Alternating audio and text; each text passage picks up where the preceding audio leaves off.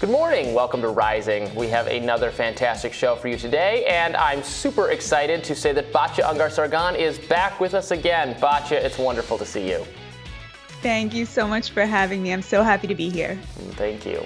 Well, coming up, the Hill's Hannah Trudeau will join us to discuss progressives searching for a newer, younger representative for their movement. Plus, we'll get into the tweets that have some Twitter users calling Elon Musk a Putin apologist. But first, this morning, NBC News reports that President Biden confirmed he will be running for election in 2024, as expected by some of us, during a private conversation with civil rights leaders last month. In an interview with News Nation, TV personality Bill Maher advised Biden to drop Vice President Kamala Harris from the ticket if he wants to win re-election. Let's take a look at that. Obviously, one reason that Biden's age is an issue with a lot of people is, again, they think he's going to die tomorrow, so they are very hyper-concerned about who the vice president is. It takes on more relevance when the president is elderly. So the fact that Kamala Harris is not popular at all is a real detriment for the Democrats. Now, it's not unheard of for presidents to switch their VP choice after one term. It's been done before, and he could choose somebody else. I take Maher's point, although it hasn't been done in a really long time, to be clear, like a long time, decades and decades and decades and decades ago. So it would be very unprecedented in the modern political environment to ditch the vice president. I agree that, and I've said that, Kamala Harris is not super popular, maybe even a little bit of a liability, but I don't know that she's so much of a liability that the headache of switching her would be worth having, because then, it'll turn into a big thing, and why would she go quietly into the night? She's being set up in her mind to be the next president. So it seems like that is not a realistic thing to do. She would have to be much more of a liability for it to be worth the political fight of kicking her off the ticket. What do you think?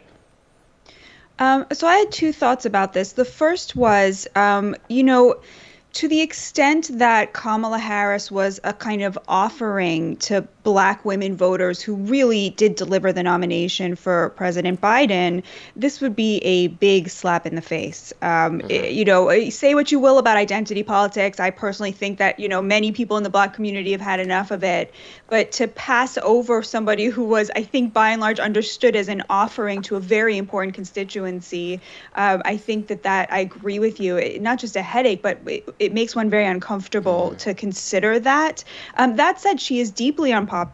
She's very unpopular with Black men. So it's this difficult situation. I also do feel that, so we knew she was unpopular because she was one of the first to drop out of the primaries. She couldn't pull together a coalition, which was shocking, given where she was situated. One can't help but feel that if she had run as a prosecutor, right, as somebody who was going to make the streets safe as a Democrat, right, and secure the border, she would have gotten much further than trying to sort of disavow her past to fit with the times. At the same time, I do feel that she has a little bit been set up to fail. And the way you can see this is her sort of word salad speeches. She wasn't like that when she was running. She was able to sort of put together a thought. And she's been put in this position that I think a lot of Democrats are in, which is that they can't say what they're really thinking. For example, the border is a mess. We have an open border. We need to deal with that. They can't say that because it implicates their party, their side. And so she's put in this position that I think a lot of vice presidents are in, to where they have to say something, but it can't be the truth. And she's uniquely bad at doing that, at that kind of prevarication. So I'm not a big fan. I am it is very disappointing what's happened, but I also kind of feel for her and for this position that she's been put in, if that makes sense. Yeah, and that's a great point about Democrats not wanting to talk about the situation at the border. I was watching Fox last night, and they had a report from one of the Fox reporters, Bill Malugin, and he was just trying to interview Democratic members of Congress and ask, is the border secure? Kind of stick a microphone in your face. But that was the only question. Is the border secure? He was being friendly about it, and nobody wanted to take that question. Nancy Pelosi, I think, said something like, well, the border must be secure or something like that. Well, that's not up for debate. Everyone in Congress agrees on that.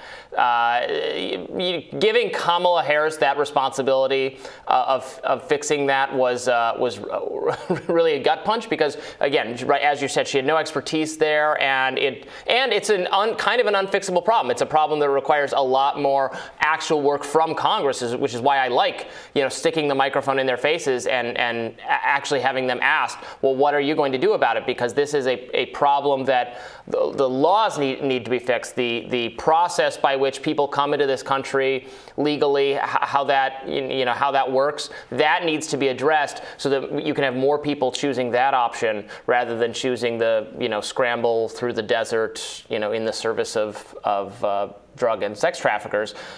We need to create a legal avenue that makes sense, that then we won't have those problems. But Congress has to do that. And of course, they're not interested in doing any legislating whatsoever for the good anymore. Right. Exactly. And also, I think, the immigration question was uniquely difficult because President Trump had done such a good job of securing the border, and then President Biden sort of ran against that and then undid everything he did. So it became even more complicated because that was how they ran, as the sort of anti-Trumps. But Democrats' uncertainty over who's going to run in 2024 comes as persistent inflation continues to shear away at working Americans' savings. According to a new report by the Lending Club, 60% of Americans were living paycheck to paycheck in August. Meanwhile, the United Nations Conference on Trade and Development said the Fed risks causing a global recession if it continues to hike interest rates.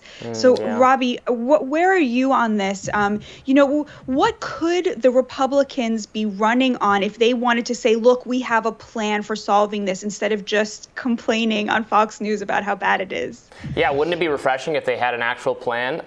They need to run. Look, we know that historically one of the major sources of inflation is runaway government spending, and there are plenty of things that Republicans could run against, even that many liberals and people on the left and independents would agree with. What about an endless stream of funding for Ukraine? Is that maybe that could be on the table? Maybe American voters would appreciate the chance to weigh in whether our support of Ukraine's war effort should be just totally open-ended, as Joe Biden has said it should be.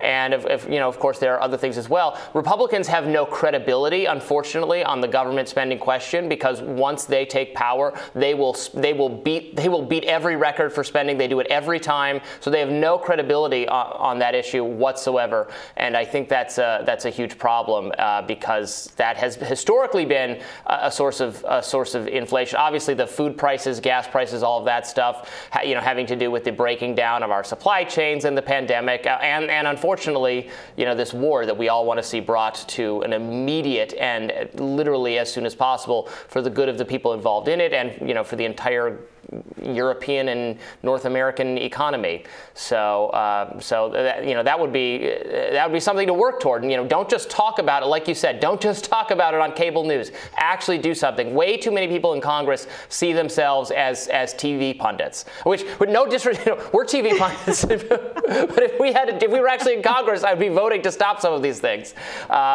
Stay in your lane, people, please.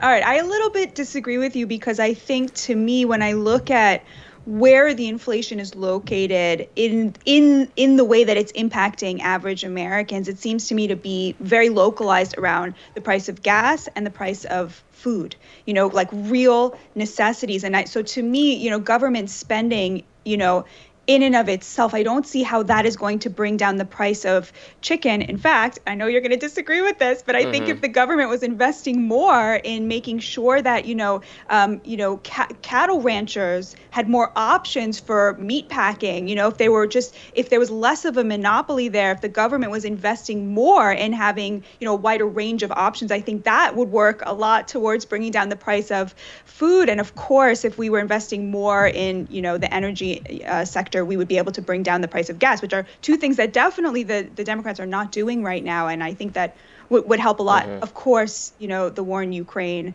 a huge issue when it comes to the price of food. We're going to get into this later in the show in terms of, Elon Musk suggesting we get out of this for the good of everybody involved. But, it does seem like there's no desire to de-escalate. Well, no, and I might like your ideas. I would have to look at it more closely, but I presume there are all sorts of policies probably that the government has put in place that help maintain a monopoly by just a few companies on chicken and other industries you've mentioned. Probably there are a lot of policies that you and I would agree should absolutely be gotten rid of so you could have actual competition, actual markets in place. But we'll have to look at that another time, and we'll talk more about Ukraine, Elon Musk, and some other subjects coming up next. First, I'll have my radar. Stay tuned for that.